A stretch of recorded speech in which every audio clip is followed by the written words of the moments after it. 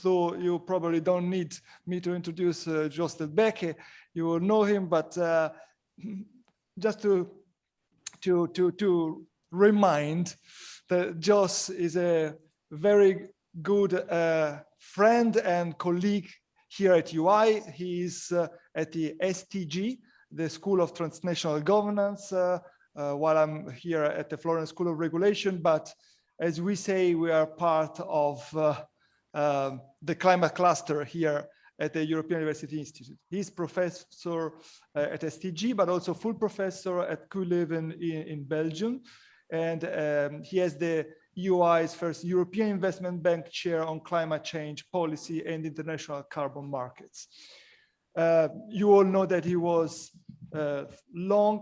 for 9 years, the Director General of the European Commission DG Climate Action, and that he has been behind the EU ETS, among the fathers of the EU ETS, and also one of the chief negotiator for the European Commission at UNFCCC. And so he had a key role in negotiating the Kyoto Protocol and the Paris Agreement. So I leave you in very good hands now. Jos will be moderating this policy session, which is something new in our conference. And I'm very glad to give you the floor.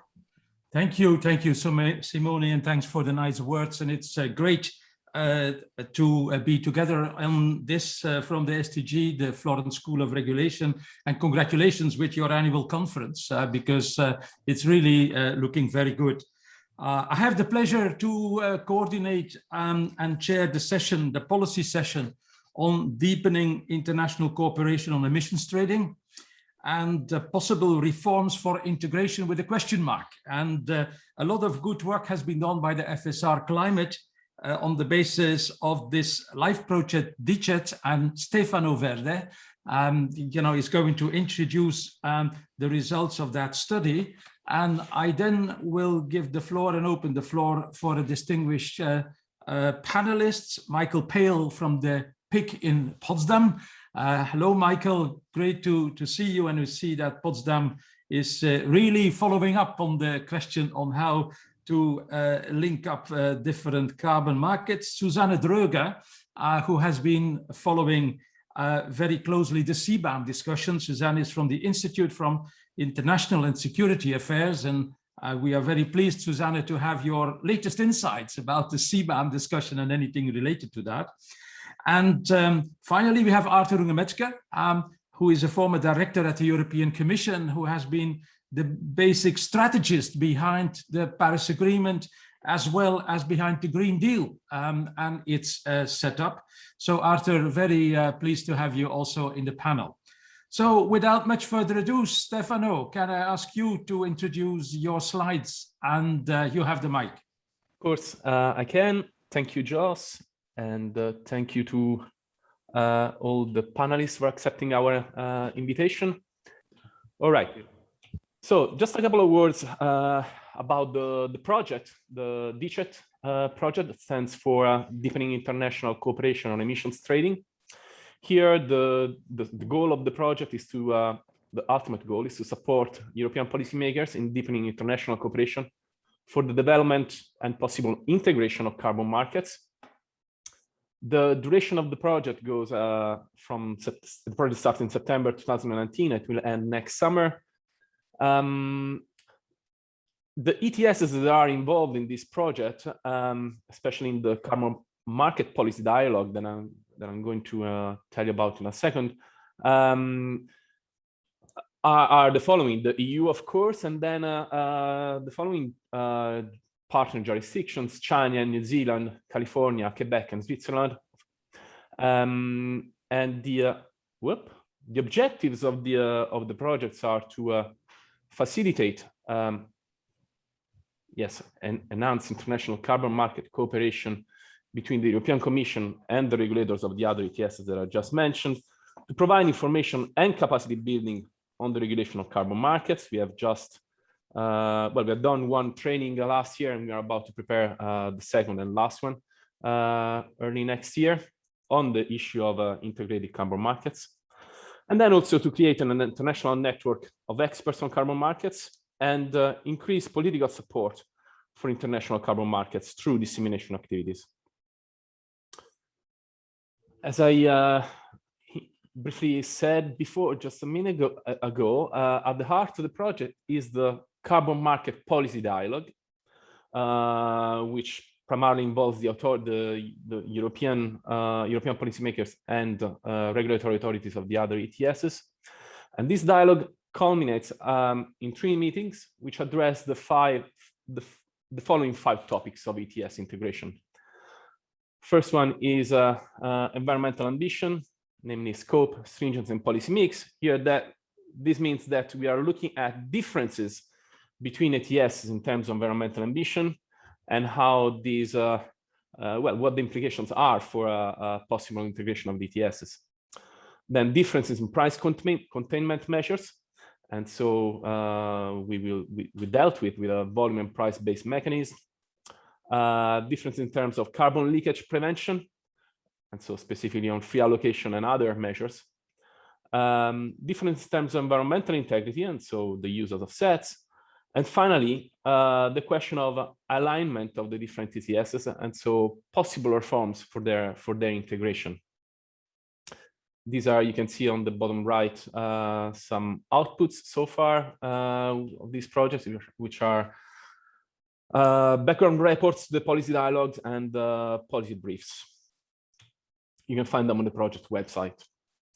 Now, before presenting our preliminary reflections on how the linking of existing and future ETSs may be facilitated, let us briefly recall the context of the global carbon market in which different domestic ETSs will operate, and then also the very relevance of linking ETSs. So, as you can see in the diagram, the circles represent ETSs that can differ from one another in size as well in several other dimensions. One can expect that many, perhaps most ETSs will be indirectly linked to each other through the crediting system under Article 6.4 of the Paris Agreement, with some limits on the credits that can be used for compliance. But some of the same ETSs will also be directly linked to other ETSs, as indicated by the arrows, whereas other ETSs, those outside the box, may have no links with the Article 6.4 crediting system at all, and operate autarky or being linked to other ETSs, as the blue circles, for instance. All right. Concerning the linking itself, well, the original idea of linking is really economic at heart. The idea is that through trade of emission allowances and full or partial equalization of marginal compliance costs, linked ETSs can deliver on their mitigation targets at a lower cost. On top of these, there are other economic benefits, recognized economic benefits of linking coming from increased market liquidity, lower price volatility, etc. But linking entails monetary and abatement transfers across jurisdictions, which need to be tolerated, and tolerance of these transfers is not granted. There are local co-benefits of emissions abatement, which are variable. And so policymakers may want to get those variable co-benefits of local abatement. And also international transfers, allowances may not be welcome, may not be popular. There are also, importantly, domestic distributional effects within an ETS, and general equilibrium effects that of course also matter when linking takes place, and there's as a result an adjustment in terms of carbon price. Now, from a global perspective, ETS linkages are of interest mainly for an environmental reason. That is that by lowering costs, they can enable higher ambition.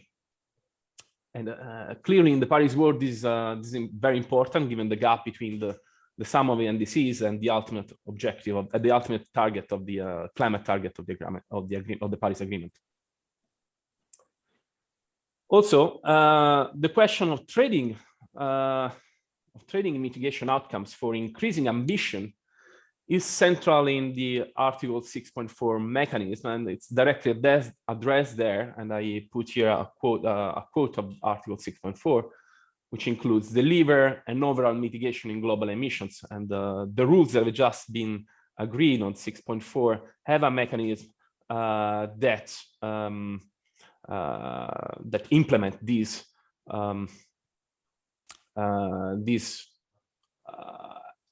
ambition that comes with trading, increasing ambition that comes with trading. But for ETS linkages, which fall under Article 6.2, it's basically the governance, I mean the parts involved that decide. And so in some cases, linking will be used mainly as a lever for ambition. In others, it will be used mainly as a lever for reducing compliance costs. Now, let me recall that our purpose is is in this final report of the project to lay out options for facilitating linkages between ETSs, and our reasoning rests on our work done for the previous on the previous questions addressed in the project. And so based on those contents, we can identify a few necessary conditions for a linkage to take place. One is general trust. So a linkage will not take place if a jurisdiction does not trust the other or the others sufficiently. A second one is a condition that I phrase in these terms, the existence of some overlap of acceptable carbon prices. In other words, a linkage will not take place if a jurisdiction expects that post-link carbon prices will lie outside its acceptable price range.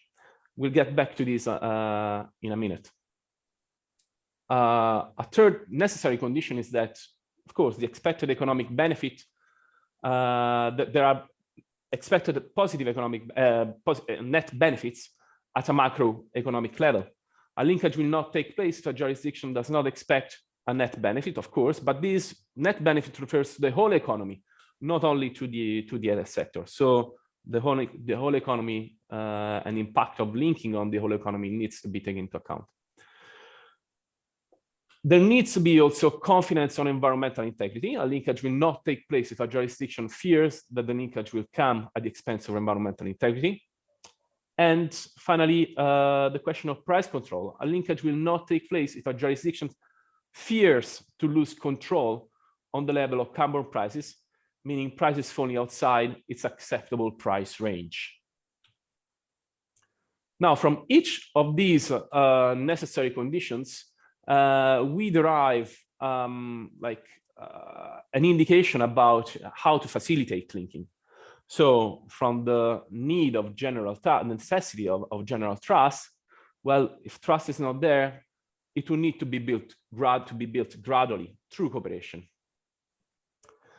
Concerning the need for some overlap of acceptable carbon prices, well, here we thought that the introduction of a WTO-compatible border carbon adjustment could lead to some overlap.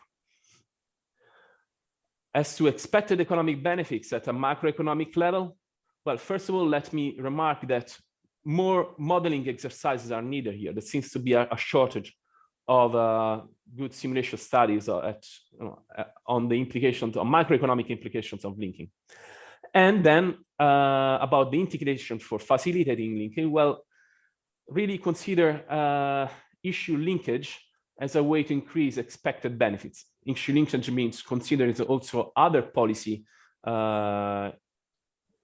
matters that could be brought together in the negotiations for linking, and in particular consider preferential trade agreements. Here, maybe Susanne will tell us something about it later.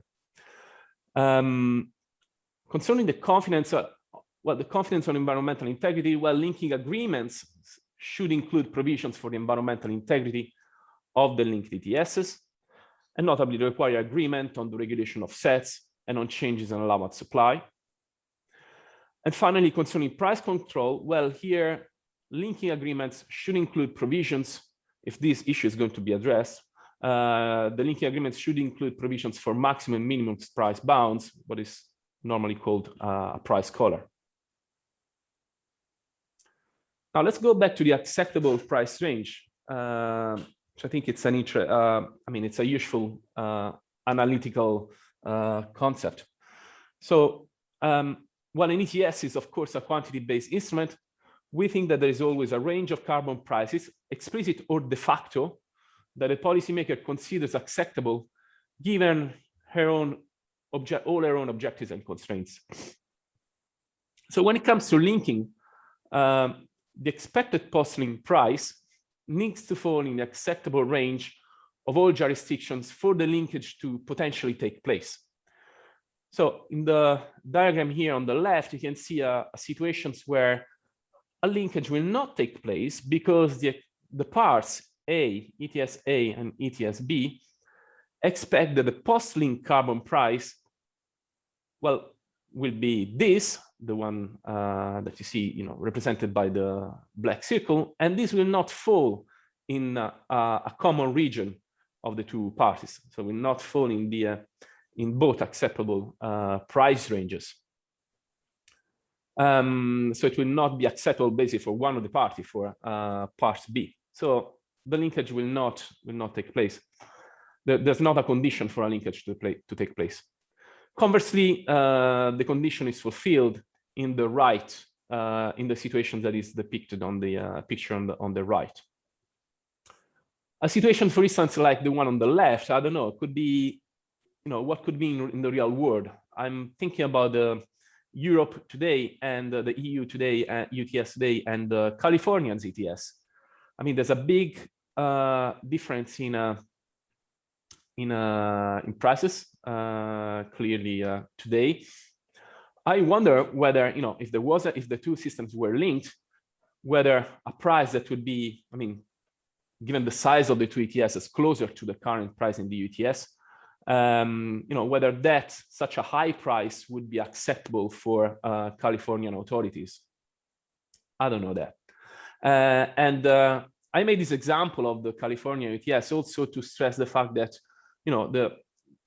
there may not be a condition for a linkage, even though the two jurisdictions have similar level of environmental ambition beyond the ETS. So EU and California have similar ambition levels, both aimed for climate neutrality by 2050, but have different policy mixes. So there's a greater use of complementary policies in California. Now, we also developed this idea of linking with a price collar.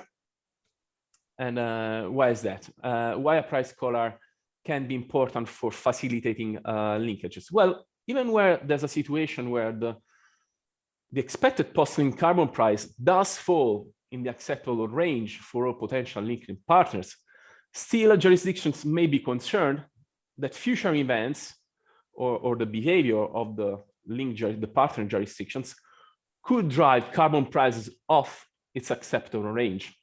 And this could happen due to economic or technological shocks or changes in the policy mix affecting regulated emissions. And here there's also an issue of moral hazard. So there's basically this uncertainty about the situation after linking and the possibility of keeping control over carbon price or over domestic carbon prices. So to deal with this, a linking agreement that could provide a price collar, and by so doing would remove the risk of losing control on carbon prices. And as such, it could be an effective approach for facilitating the establishment of new linkages. Note that compared to linking with quotas on allowance transfers, linking with a price collar allows for full trade gains within the agreed collar. So economically, it's superior in that sense. We think that price collars may indeed be a key in the future, a key for effective coordination of linked ETSs, we could think of clubs of linked ETSs differentiated by price level. This is a bit of a vision for the future, but one that maybe is meaningful. And of course, linking with a price collar requires that all jurisdictions are happy to have a collar. And as the ETS so far shows, it is not granted that they all can or want to.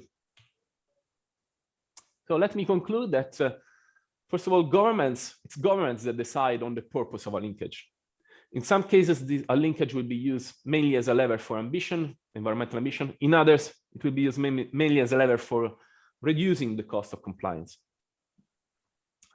We have suggested ways to facilitate new linkages, which are the following: first, of course, to build trust through cooperation, then to use WTO-compatible border carbon adjustments to help align acceptable carbon prices. Of course, we are seeing that something is happening here thanks to the EU initiative, and of course, cooperation. We see many initiatives of international cooperation.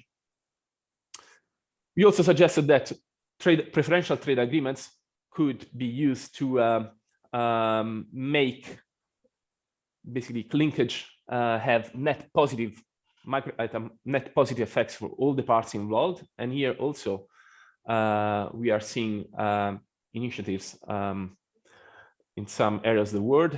I am thinking of a trade agreement, multilateral trade agreement promoted by New Zealand, Norway, Switzerland, and other countries. Of course, negotiate linking agreements that include provisions on the regulation of offsets and changes in allowance supply. This, of course, to preserve environmental integrity of the linked systems. And finally, negotiate linking agreements including provisions on maximum and minimum price bounds, i.e. a price collar. We think that price collar may be a key for effective coordination of linked ETSs, namely clubs of linked ETSs differentiated by price level. And in such a system, if an ETS linked to one or more other ETSs in a higher price band, then the linkage will clearly serve as a lever for increased ambition, which we think it's a nice feature of such a potential hypothetical system. With this, I conclude, and I look forward to our discussion. Thank you very much, Stefano, and thank you for taking back the slides. I think you highlight, how complicated linkage business is. Now, the experience is that we have one done and one perhaps looming. And the one that is done is the one with Switzerland. I think it works very well. Switzerland is a separate system, completely integrated with the EU ETS. So that's a good example. But I know how comprehensive and long these discussions were. The other one that may be looming on our doorstep, apart from California, you are indicating, is the UK ETS. They stepped out, but they followed primarily the same design structure. So, but I have no illusions, how difficult that may also be because of the Brexit context, etc., etc. So lots of things to discuss. I would like to move to Michael. Michael from the Potsdam Institute for Climate. And Michael, I think lots of things you heard will be appealing to what you have been doing in the past, and in particular, your ideas on the price collar. I think that is an idea that is brought forward quite prominently by Stefano. So maybe one of the subjects of our discussion. So Michael, the floor is yours. Yeah, many thanks just for the introduction, and many thanks to the people at FSR for inviting me into this distinguished round of speakers and experts.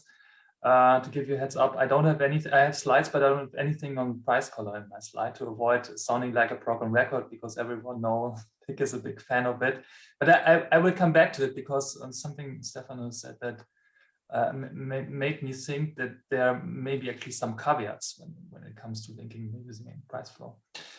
I do have some slides, which I put up now, 4 slides that I prepared together with Simon Camin, a colleague who is the person I discuss many of these issues and develop the ideas that I will also bring in in the course of my input. So when thinking about linking and also other things related to emission trading more broadly, I've come increasingly to ask myself the question, will markets take over Merkels when it comes to linking?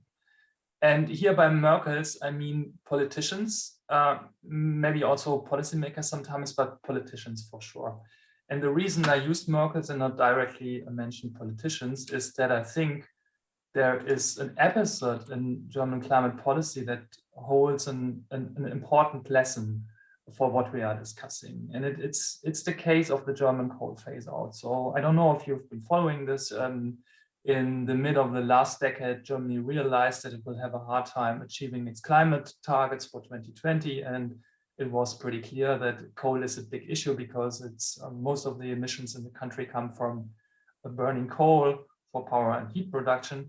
And so the last government set up very early a commission to phase out coal, and which was then debated for quite a long time.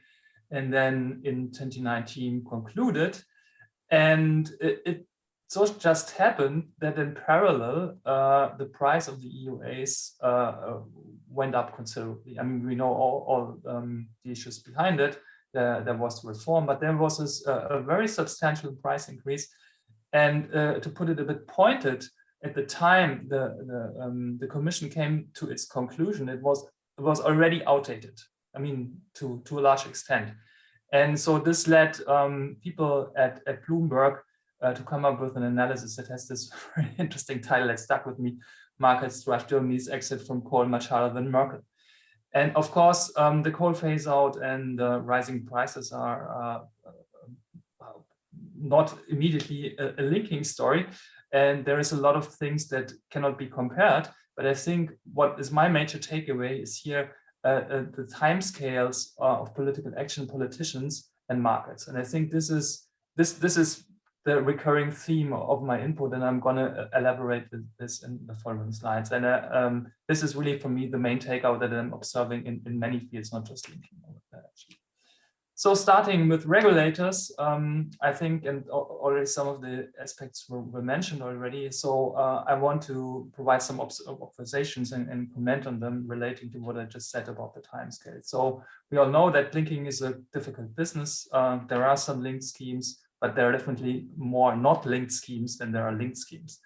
To look at the US first, there was recently talk about linking a newly to be created carbon market in Washington State to the WCI, but this will not be the case now, which is relatively recent news. There, a look at the UK agreement, the Brexit agreement, and this was also already mentioned, is a declaration of intent that serious considerations will be given to linking their system. But it also mentions that the important condition, so to speak, is to preserve the integrity. So there are intentions, but probably a long way. And finally, looking at what the EU has proposed in the Fit for 55 package, there is also, I mean, a good ground for linking potentially, in case the new ETS for road transport and buildings will be created. But here again, the EU made clear that a potential merge of the system will only be assessed after a few years of the functioning, whatever exactly functioning means.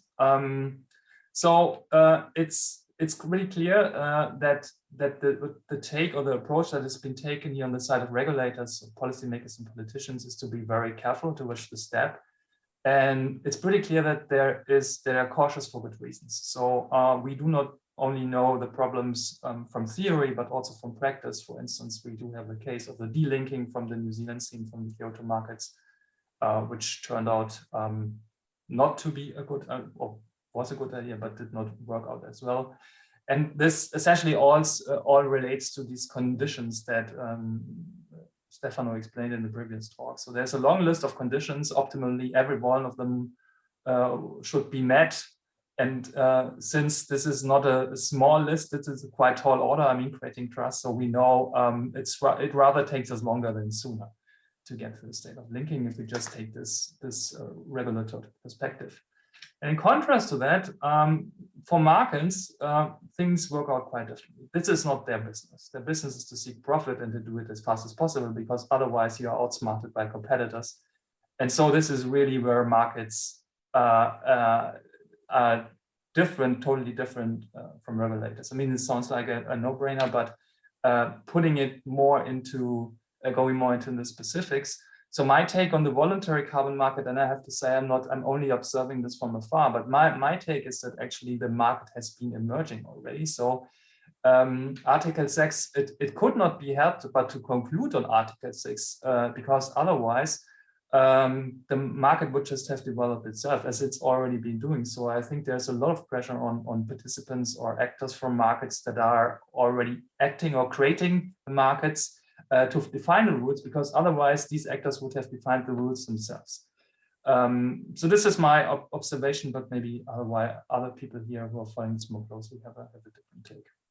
Then the UK was already mentioned. Then this is interesting for another reason. Here it's not about creating the market, but interlinking the market through a different channel than direct trade of allowances. So we have historically the situation that this new scheme was created, and it's widely believed that UK utilities have hedged their production with the sales of the UA. So, and this is, they're holding an asset. And now, in case the UK price deviates from the ETS price, as has been the case for the last few months, now it's reconverging. And this creates a financial pressure for the markets to be linked. And I think this is just one of the reasons. Of course, there's also links to the product market, but I'm pretty sure that the pressure is coming, pressure will mounting from the business sides to force the linking. So it cannot be helped, but I mean, to respond. And another case, which is even more interesting and which I'm very much concerned about in my own work, is the increasing role of financial participants. That was already pointed out by Estelle in the talk this morning. And the very role or the very business strategy of these financials is trying to anticipate where we are going next. I mean, market, but also regulation-wise. And this has been the case, as someone from Morgan Stanley pointed out at the Carbon Forward conference this year. So in the ETS, I mean, with all the money that is now in the market, it's obvious, it's totally straightforward that you look ahead for what it's going to happen regulatory-wise and try to benefit from it. And this also led us to believe or to recommend or to assess that we think that in case of the EU system, when a new system will be created, I think we need to face the fact that there will be financials in this market too. And there will be an anticipation that sooner or later these markets will be linked. And if the anticipation is high, and of course, it depends on how regulators will position themselves towards linking. But if the anticipation is high, or if there's a strategic anticipation, so there will be pressure on increased linking. There will be an early price convergence. And this will, I mean, bring by linking even without it being decided. So of course, there's a lot of issues here that are open. I don't want to portray this as a fact, but I think it's a very, very interesting channel that we need to be aware of in terms of how it can actually drive the linking. So this brings me to my last slide, and I do not want to go into details of this figure. It basically says that we are observing in correlation or together with increasing prices an increasing number of financials in the market here. We depicted investment funds, but there are also other actors. And I do think we have, not only for linking, but much more broadly, we have to acknowledge that emission markets are financial markets now with everything that comes with it. And that financials may always sometimes, whatever, be a step ahead of regulators in the sense of anticipating how things could happen. So if there is a strong anticipation of linking, this could be brought in, or if there is a strong anticipation of price divergence, which would create pressure for linking, this could also be priced in, creating a de facto linking without having the regulatory structures. And this only amplifies the case that has been made several times at this conference already, that we need to strengthen to harmonize governance, already on Monday by Regina. And I put up here the phase 1 final report from the Task Force on Scaling Up Voluntary Carbon Markets, which had a very comprehensive proposal. It unfortunately was watered down or boiled down for the final report of phase 2. But I think this is what we need, and I want to amplify two elements. The first one is indeed, so how do we treat or how do we handle or regulate or monitor financials in the market, bringing by volatility, maybe excess volatility, which could endanger what you described as a precondition, Stefano. And yeah, the other aspect is if a carbon price collar would be a good idea. And this would be my final words here.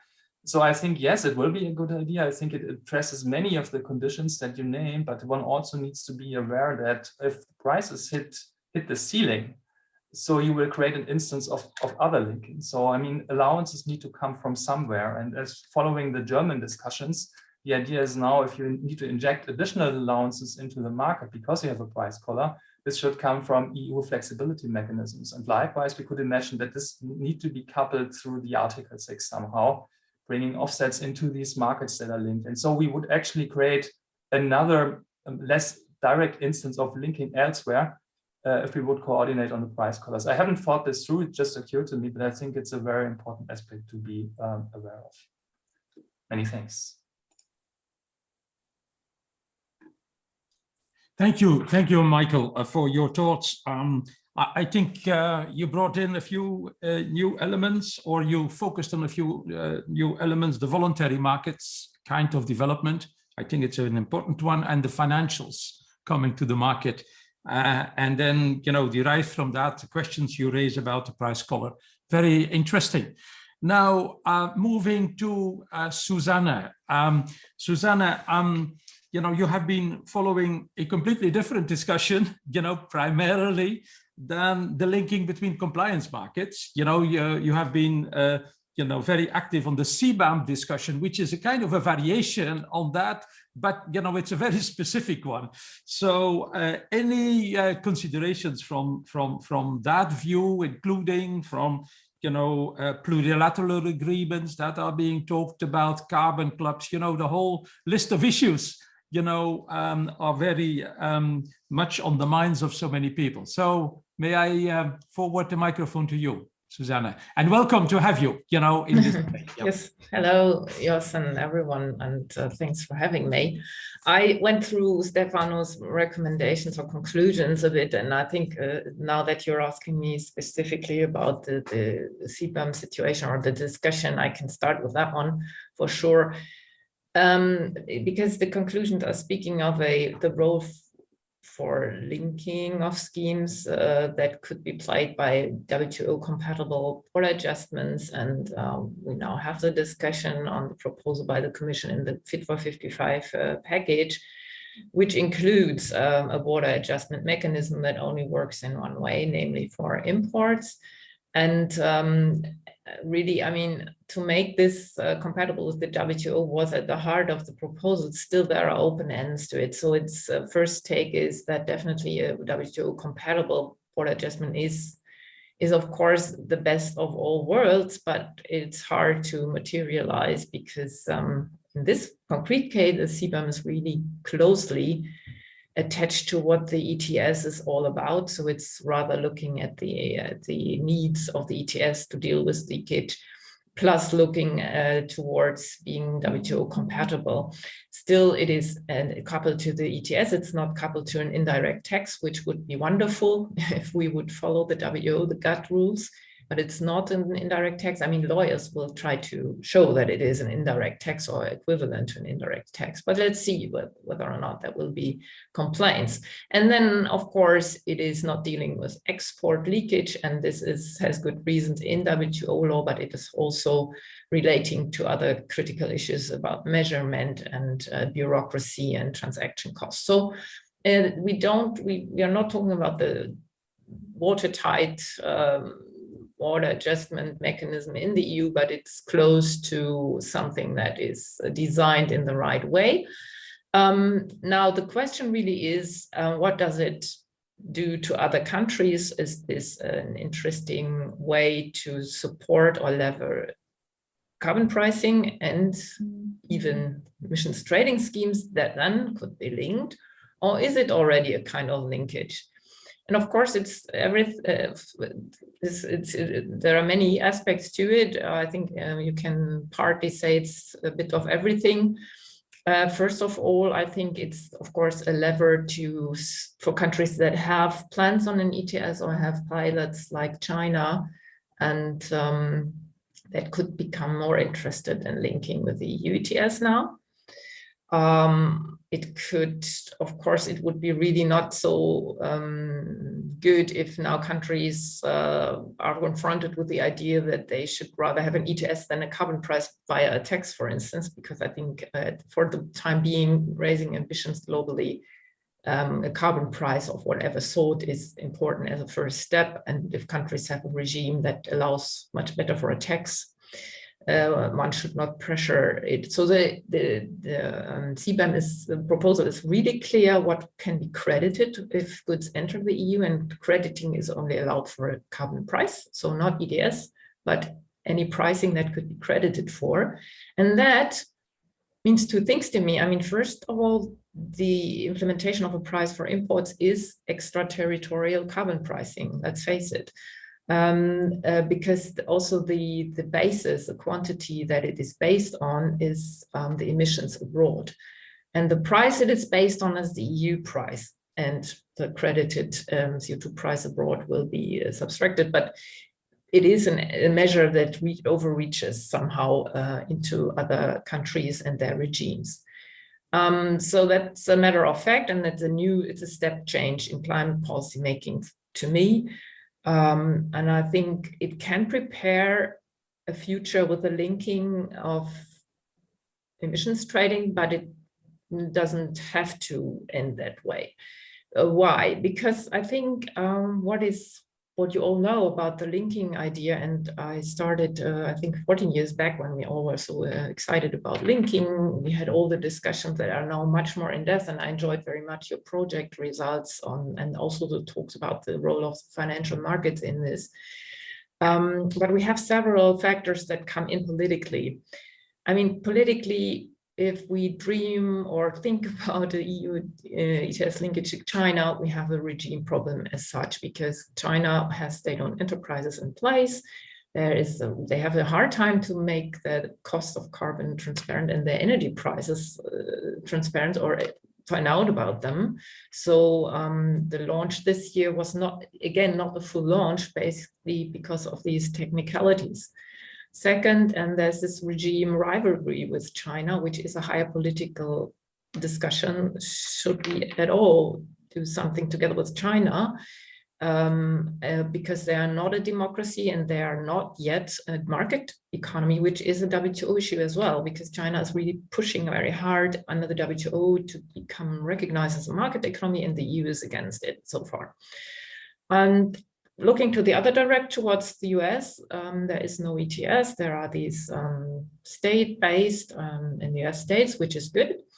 So there's no national ETS or carbon price inside. Instead, there's a lot of pressure going on from the US towards the EU to put on hold all the plans for the Green Deal that could affect US manufacturers, including the steel discussion we just had as a warm-up in this round.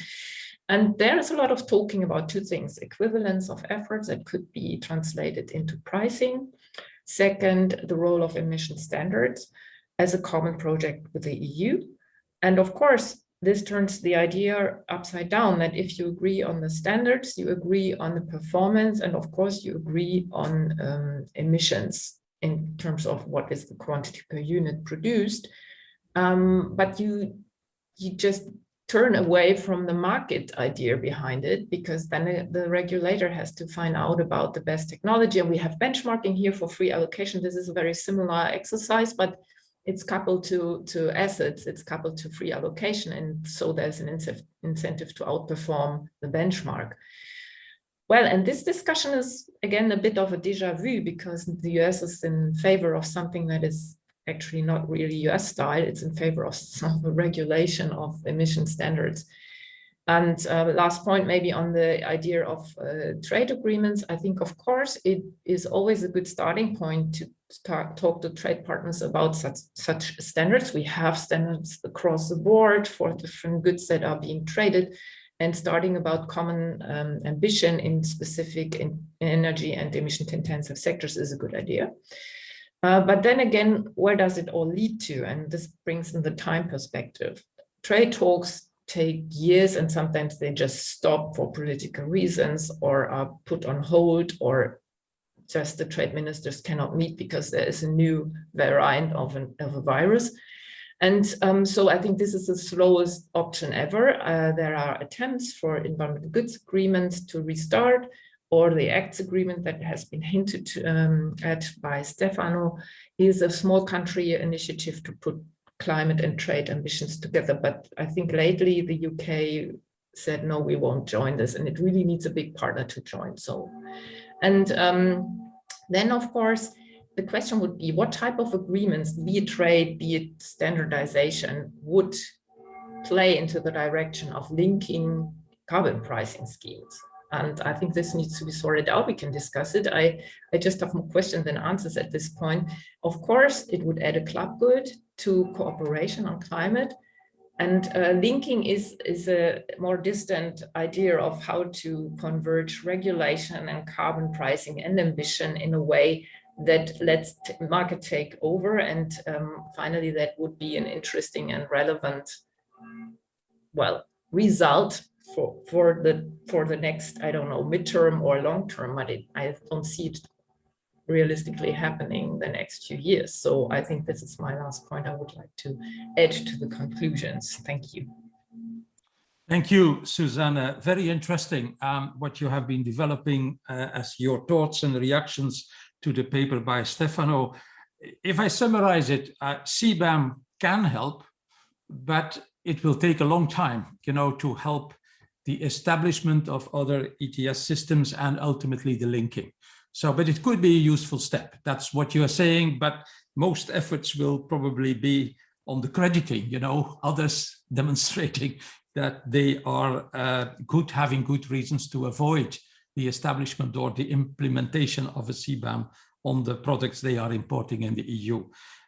So there is a path overlap that is intriguing, but it's not immediate. That is what I take out of your considerations. Thanks, Susanne.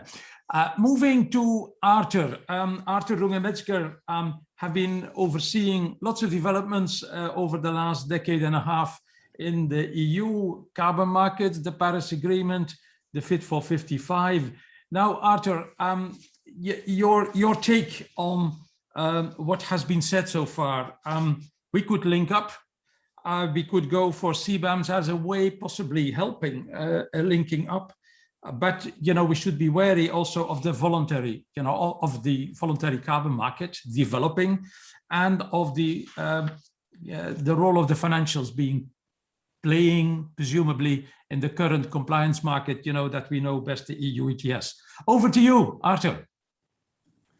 Thank you very much, Jos, and thank you very much to all the other speakers. I find this is a fascinating debate and discussion. And I think when I look at linking and integrating international carbon markets, I think the premise really is that cooperating and linking at the end is going to give us a better result. But we are all worried about it at the same time. And therefore the calls for coordination. If I were to look at what are the fundamental conditions that need to be met in order to link up, I think I would be much more simplistic, particularly if I would have big trust in markets. Because first of all, there needs to be scarcity in the system. Without scarcity in the two systems, there will be no market. The second is because we were talking of offsets, the rules on offsets must be somehow similar in terms of stringency. There needs to be similar MRV systems in place. There should be a common understanding on if there is price management or not. And personally, of course, I prefer not. And there needs to be, in terms of compliance, a similar level of compliance rules in the system. We can't have a system where if you don't meet your compliance, you pay $1 in one place and in the other place you pay 100 euros. I think that is going to distort the market and the market will not function. But apart from that, for the functioning of the market, we don't need much more. Of course, then comes the politics into play. And I think we have seen that in many of the discussions when it comes to climate change. Like one example is how we were developing renewable energy in different parts of Europe even. And we created certain flexibilities between member states, but they were never really fully used. And the same is true for parts like the effort sharing. And I think that brings us then to this whole discussion on should there be price bands and collars in order to kind of make sure that the regulator still is calling the shots in the market. But for me, this is already something where there is less trust in the markets. Because if I would apply this example to oranges and bananas, then probably wouldn't see a lot of trade in that because they come only from one place. And of course, the consumers and the economies are paying for those types of imports. But of course, we look at this in the much larger picture of imports and exports, and not only from a single market perspective. And I think that's something we sometimes probably need to step back and look at and say, what are we foregoing if we are not creating markets that are interchangeable? But I'm also realistic in terms of, as a regulator, that you need to do things sometimes stepwise in order to overcome certain opinions and views, fears by actors in the entire political system. And the politicians, of course, are the ones who have a lot of them, and they're influenced by that. And there's, of course, possible steps that do not require the best solution in the first place. So linking, which might sound like the perfect solution, link everything up and have a single global carbon market, might not be the first step we need to take. And I think then it's interesting in order to look at the whole issue of recognition in terms of, is there a possibility to recognize certain emission reduction efforts? And that brings us to some of the discussions we had under Article 6. And that also brings us to the discussion on, is there a possibility to start linking up with voluntary carbon markets? Of course, here we have a huge fragmentation of voluntary carbon markets, but some might be more trusted than others. And some of the allowances or offsets that are being traded. And I think if you look at what is coming into the markets, like for instance in the Californian system, yes, that is being regulated, and it's being regulated by the Californian regulator. And in the same way, I think in Europe, this is something we will have to think of. We did so already when we look back at the CDM, because there were certain types of emission reductions we did not want to allow into the European ETS, like the famous HFC 23, where the environmental integrity was rated very low. And then brings me finally to, I think, what Michael was saying about who is driving the markets. And that's quite interesting, because I agree with him that opening up to the financial markets, that was an important step. And that also the financials are interested in looking at all different types of markets. And here, I think what comes in is that the financial markets always look at their own risks in terms of they anticipate what could happen next. And in that way, there is a kind of implicit rating going on. And I think that is good in a market because it provides more information in the market, something that will help in terms of finding the right price, but also in bringing the people to a kind of common sense that some of the poor offsets we might see in the market, they are being excluded through the financials. So in this respect, this is also giving a guidance to any regulator who is going to move forward in the coming years. So this, I think, is something that will have to be explored. And finally, I would also agree with Susanne that on the issue of the wider politics, the geopolitics, I think that is going to play into this whole discussion. But I think it shouldn't prevent us from looking forward, because I think a market-based solution, I would think, coming from a world when I grew up where everything was command and control, I think is a much better place to be in than trying to set standards for each and everything across the world.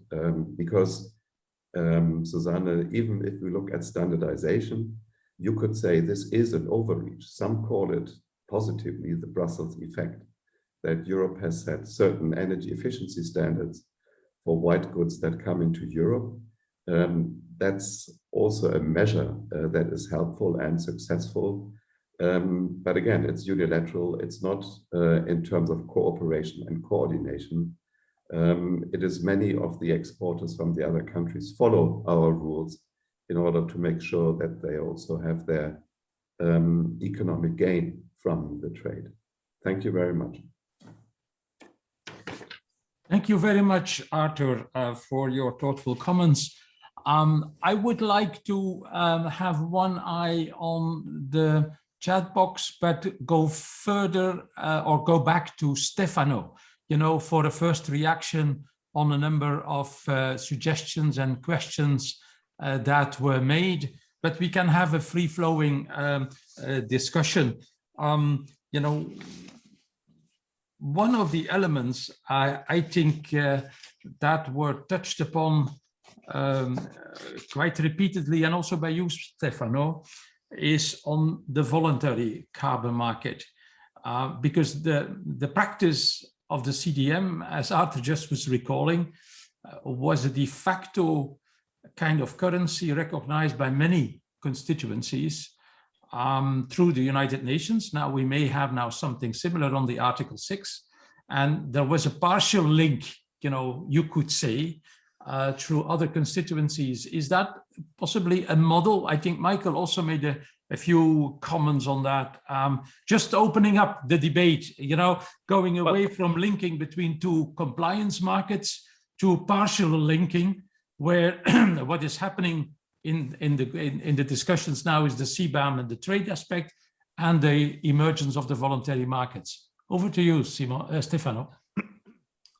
Well, concerning the possible role of voluntary carbon markets in the context of the conversation of the discussion that we have had, I think that it's I'm personally very interested by what Michael said, and that I had heard that seems to be something discussed in the German debate on the second ETSs in Germany, and the fact that there's going to be a call on how to basically defend a ceiling with the use of credits. So not by injecting further allowances, but by injecting credits.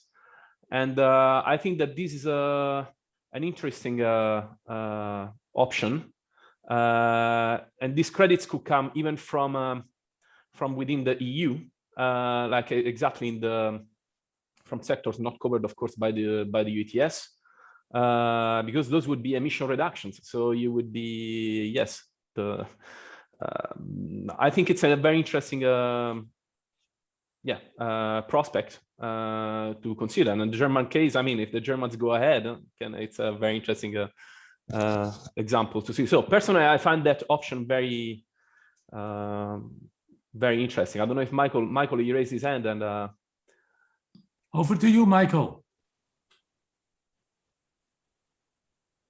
Yeah, thanks. I actually wanted to comment on something that Artur raised, which I also find enormously important. But on the case of the German ETS, so all the allowances will come from Europe, so we can be sure that will be of high quality.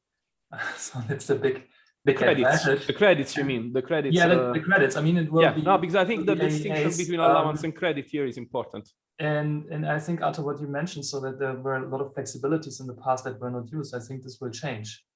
And this will change with scarcity.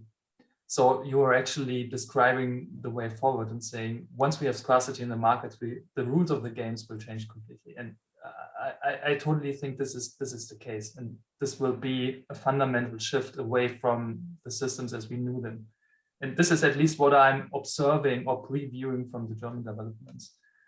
And another issue that you raised that I find absolutely interesting is, so the problem is that we need to have an indicator or a monitoring for the quality of allowances or credits. So that's the really, really big problem. And so here again, the question is, do we want to make a political decision on this, or do we want the markets to make the decisions? And this is quite interesting, because we are so far, I think we always thought of some sort of certification process looking back at Kyoto. So this is a good credit, this is not a good credit, and with all the things that come with it. But also in the finance domain, we are now seeing the emergence of exchange traded funds that combine different allowances of carbon markets. And we do not know how they put together these funds, so which shares of which markets are coming into the ETFs. But my hunch would be that it's not only a financial concern, but it's also an integrity concern. So I think these kind of investors that put money into these funds, they do so, they are retail investors, and they are looking for environmental integrity, I would suspect. So if all goes well, and if we really have the best system, so we would expect that the share of EUAs in these ETFs will only grow. And so we would have, through the mix of the portfolio of ETFs, we would have an indirect indicator for the quality of the different systems. I mean, this is just speculating around, but I think the really bigger question is, do we want markets to decide what is a good and high integrate, or a system of high integrity, or do we want to take a political decision there? Thank you, Michael. Any reflections on this element? Now, I just as an opener, Michael, I would say yes, and answering to Artur, there must be scarcity on the market. Now, carbon prices today are 75 euros, so there is scarcity on the market. So we have not to wait for it. Otherwise, we can wait for Godot, who would have thought, say, 12, 24 months ago that we would hit already, before the end of 2021, this high level. So we have scarcity, and we have already a number of provisions on flexibility, but it doesn't take off, So why is there a hesitation? Any reflections by anybody on this? Should we wait, or will it be incorporated into the next round of ETS negotiations that are about to start on the basis of the proposal of the Commission? There is nothing more specifically on this flexibility arrangements, unless Artur or Michael or Susanne would like to draw your attention on something else that I was overlooking. There is no opening yet towards the voluntary market. Artur, I see you nodding. Can you confirm, or what is your take on this? Definitely, at the moment, there's no proposal on the table that looks at it.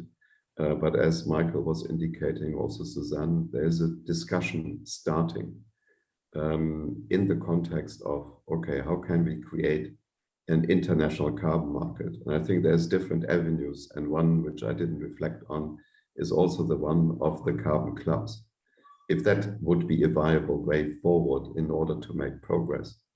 I think at the present moment, I think we probably need to try to move forward on, or to explore different fronts when it comes to integrating carbon markets globally.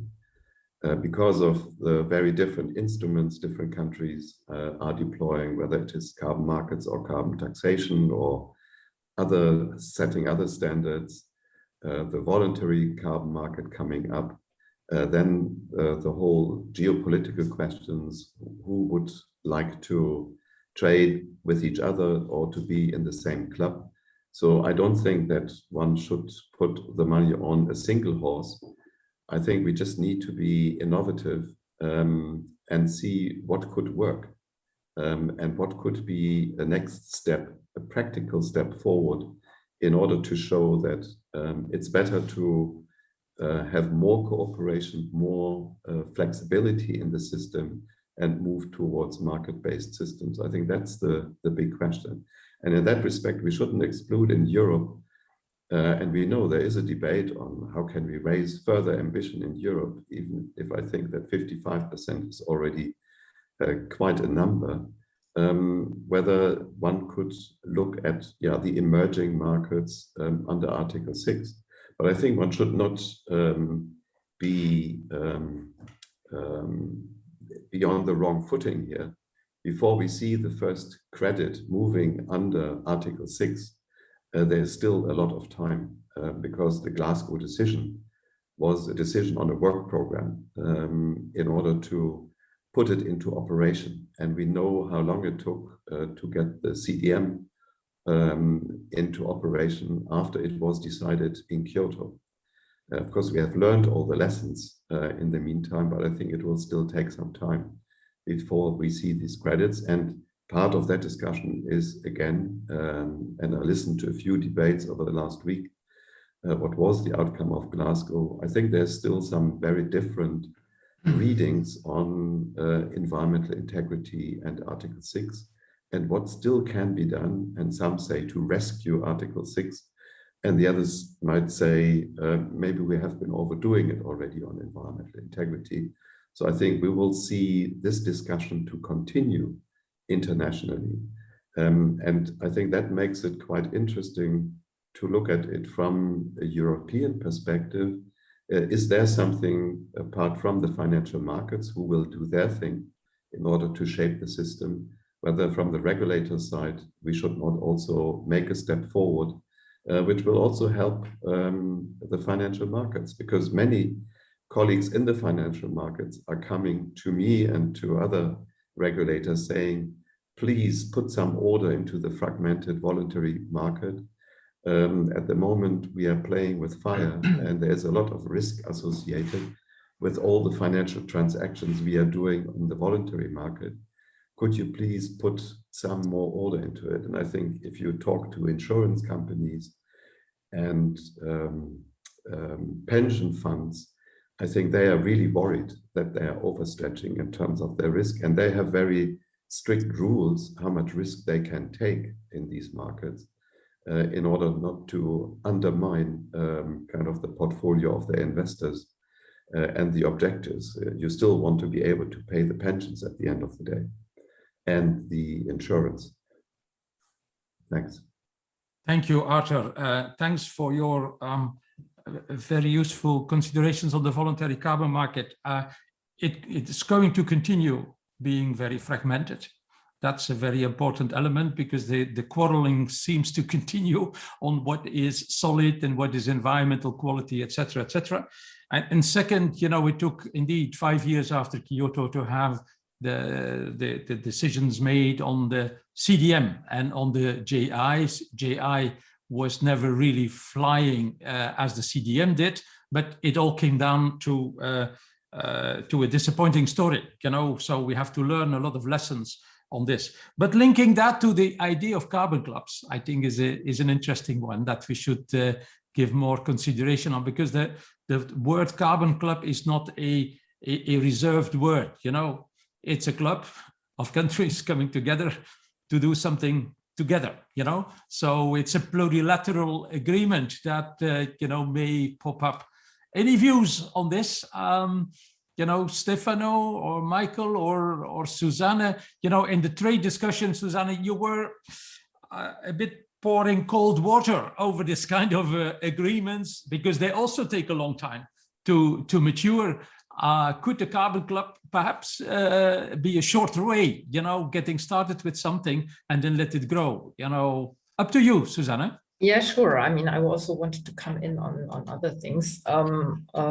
It's really, as it's a policy session, I totally share what Artur has said about the desirability of this pricing, also to have an impact abroad. I just want to say that for some countries this is not acceptable, by saying it's an overreach. So beyond the wishful things, I I'm back to the timelines, and that's what you said, Jos. Of course, G7 will be some kind of revival of a club idea. The word is sometimes difficult because it re-emerged now in the coalition treaty in Germany, but actually it should be rather an alliance, not to be so exclusive and relate to the Paris Agreement, whatever you do. But when it should come to life, I think the immediate issues that are on the table matter a lot, and the CBAM is one of those. I think offsets and also the crediting issues need to be part of the next steps. I wonder with offsets and also with certificates, trade, so linkage after all, but the way towards linkage, it matters a lot whether or not there is someone taking care not only of the integrity and the standards and the fragmentation, but also on, after all, it's about the demand. Where does demand come from? And one party in the coalition here in Germany, the Liberal Democrats, they are totally in love with offsetting whatever they do. This is not what we are supposed to do, but they will definitely push for market solutions, what they call market solutions, which means there will be mounting pressure to have the cost-saving investment credited for. The old story under Kyoto, at least they updated their knowledge a bit ever since they were back to becoming a larger party in our game here in Germany. And the second is that, of course, a lot of companies claim they want to become carbon neutral and cannot do so without offsets.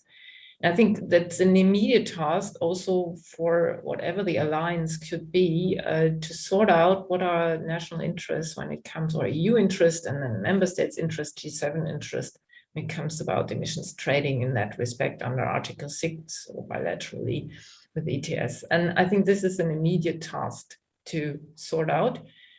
I don't know whether there will be mounting pressure. I don't know how France will play that game next year during its presidency.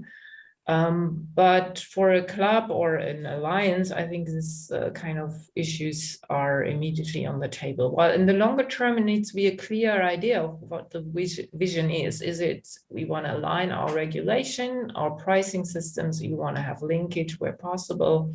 This has been mentioned before. This is nothing for a club for the next few 20 months or 12 months plus 12 months. That's unrealistic.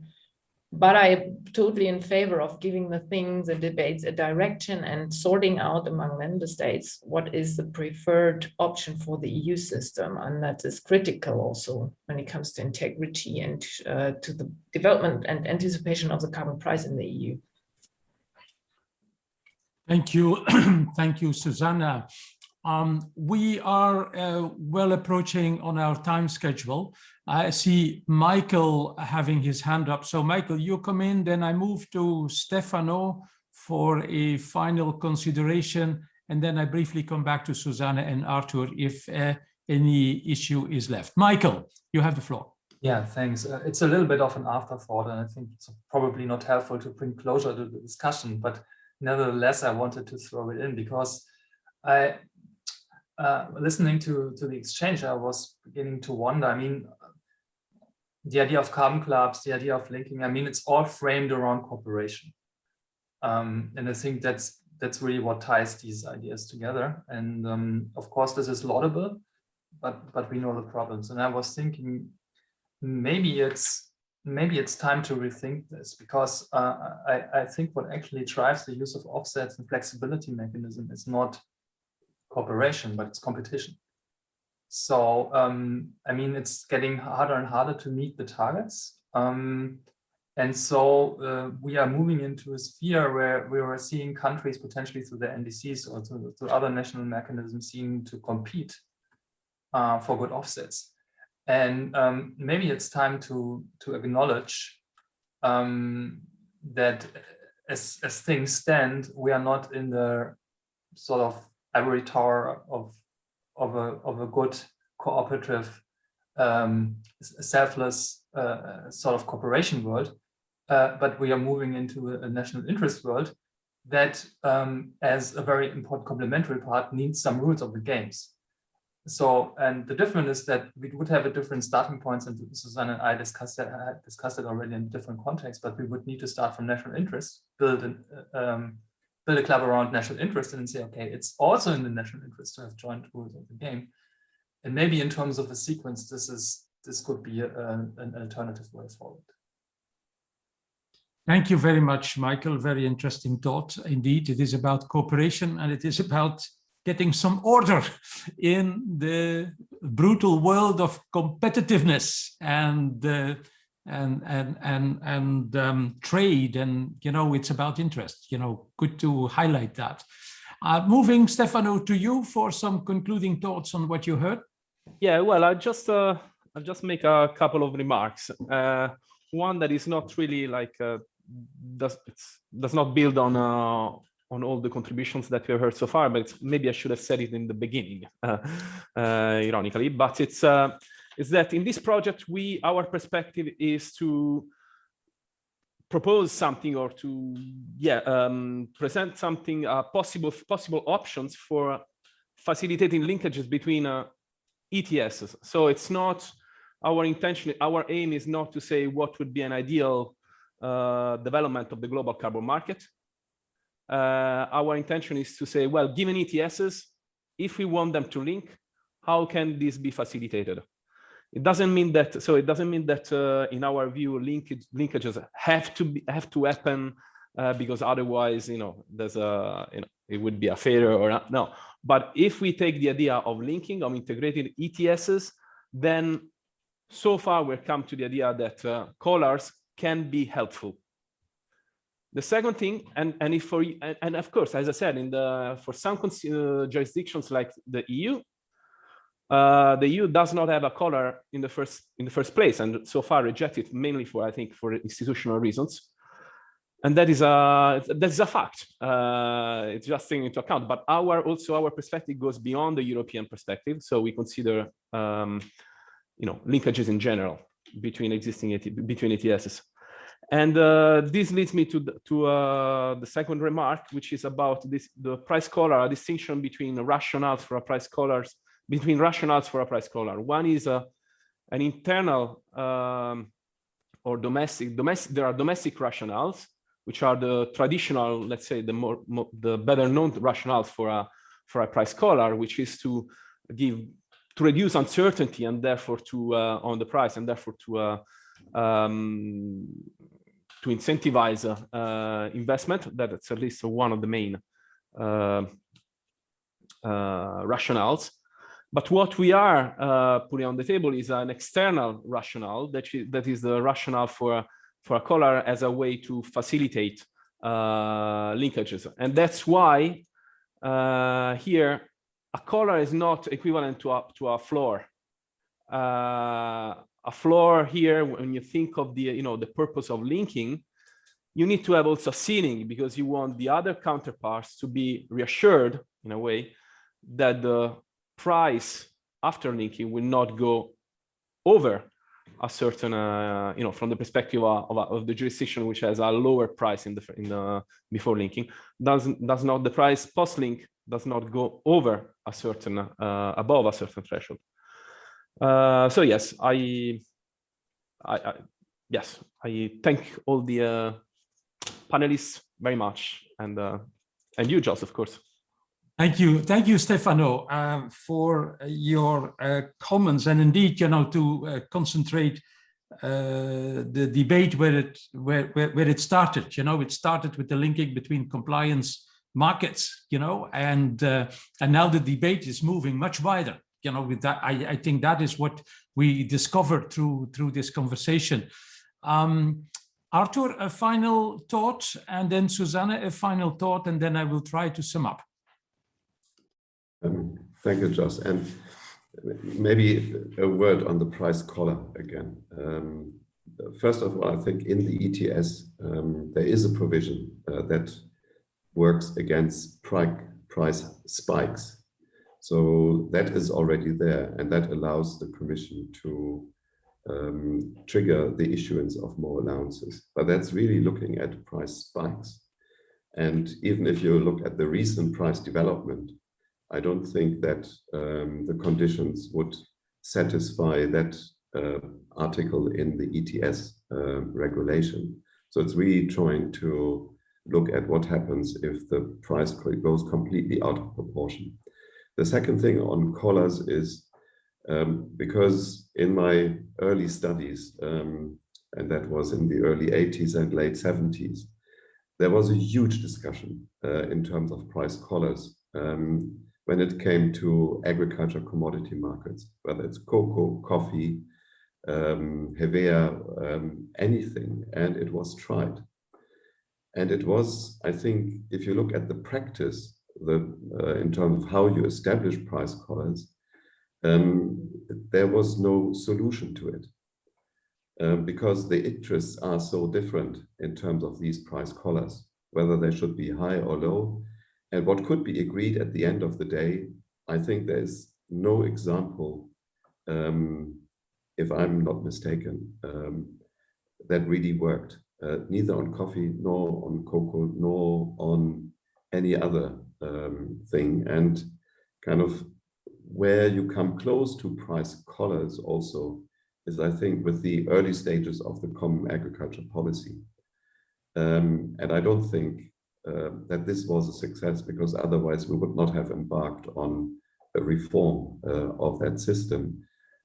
Which is quite interesting, because this was also done in an international context, where you had different support systems for agriculture, which were not compatible, that were competing with each other.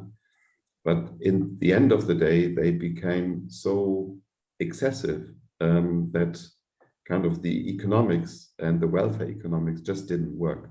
So I think there might be some lessons from the past when we look at okay, how should we look when we look at solutions when it comes to linking carbon markets? Because maybe there are some things that have been tried and didn't work in the past. Thank you. Thank you, Artur. Susanne? Can I react on this, Jos? Okay, Please. yes, Stefano. Yeah. No, just to make the point that, I mean, maybe the example of coffee, the coffee market is not, it's not very relevant, because there you don't have a purpose of taking emissions to zero. So there's not an idea of an optimal path for the price, and so a collar that could somehow be related to that. So it's just that. So, but I take, of course, the conflictuality, the reality of the politics of of how difficult it can be to determine a collar. Okay, that was the reason I mentioned it. Yeah. Well, I think. The point I take it that Artur wants to make is that price management is a very difficult thing to do, to make it successful. I think that's what I take out of the argument. We have still many markets where we have forms of price management, but they are very difficult to manage, So it's an additional layer of complexity that you may enter into. So that I think is the only point. Susanne, you have the last word in this conversation. Yeah, I could end with a snake in the tunnel. So, okay, just kidding. No, thanks. I mean, what this is signaling to me, or what I take along, is that we're in a phase where it's getting ever more interesting, where the ETS will, in which direction it will take. And this includes, of course, many other aspects we couldn't touch upon, but I think there are new dynamics in this game now, higher prices, the potential of international interest in an ETS and probably in linkage, where there is the new role for financial markets and players that use the ETS as, or regard it as any other market where there is money to be made. And we have new tools in the box, including the CBAM, which could trigger a new dynamic in cooperation. So I think we need to keep track of all these new trends. And thank you very much for having me in this debate. I learned a lot. Thank you. Thank you very much, Susanne. Well, from my side, I take 3 points out of our conversation, and I do not want to repeat what has been said, but the first one is that the debate on carbon markets and how to cooperate between carbon markets has started with linking, and it's now, there is a wide variety of options that comes on the table. And that is where we may be linking in Europe with the UK, as we did with Switzerland, you know, provided the politics gets right. But, you know, the Californian linking, as was suggested by Stefano, you know, may be a very difficult one. But I take Stefano's point that going into price collars may facilitate one or the other discussion. And I think that's the thrust of the study. And thanks, Stefano, for the study that you have been bringing to us. I think, you know, it lines up a number of very important issues: transfers of money, trust, the need for cooperation, you know, that is well taken. The second point, I think, that comes out of our discussion is that we are seeing three basic developments that are new to the debate. The first is the high prices on the EU ETS in particular, but also on all carbon markets, you know, in the world. And that comes through to the game, you know, of the financials. The financials discovered the EU ETS, and that's a new given. The second thing is the voluntary carbon markets that are, you know, going through a revival. Article 6 is just, you know, the new element that has been added to that. It's not yet entirely clear what it all is and where it is going to go, but still there is a new, you know, element of life. And the third is the CBAM, you know, where the EU, you know, wants to invite others to go into similar carbon markets, but they may simply reply, we do different things. And then the recognition of and the comparison of policies comes in. So those three elements, I think, add a lot of, or are inviting for a lot of creativity from our side. How are we going to take that next step further? And my third point is intriguing comments were made on carbon clubs. And I would put it the way Michael was putting it. It's in fact the need for cooperation in a world that is, you know, very competitive. And it is about, you know, working together, but inventing some basic rules that can bring us on a path where competition is getting in an orderly fashion, leading us also to a low carbon world. And what is it then that could be in that form of cooperation? I think monitoring, you know, I think also Stefano was putting cooperation as a strong element forward, but compliance and trust in the market is a very important other one, including sanctions. You know, if you want to have trust in the system, it has to be not only well monitored, it has to have also, you know, consequences for those not playing according to the rules. And that is the essence of a carbon club, you know, you know, very intriguing how Germany is going to take on the G7 presidency and open up the debate. I think a very interesting debate on that in a world where the geopolitical context is also shifting very rapidly. You know, we should, as Europe, play it very wisely. You know, some of the initiatives on climate change are now being portrayed as anti-China.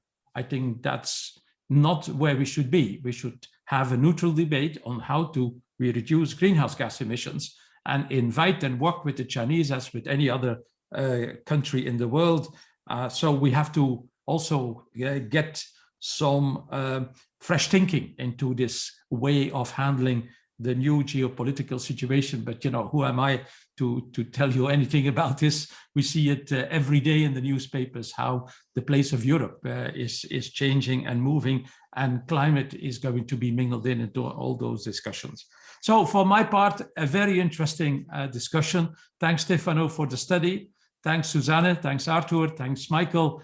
You know, I found it, you know, very pleasant to work with you today. And I'm happy to hand over, Simone, the floor to you back in on the next order of things.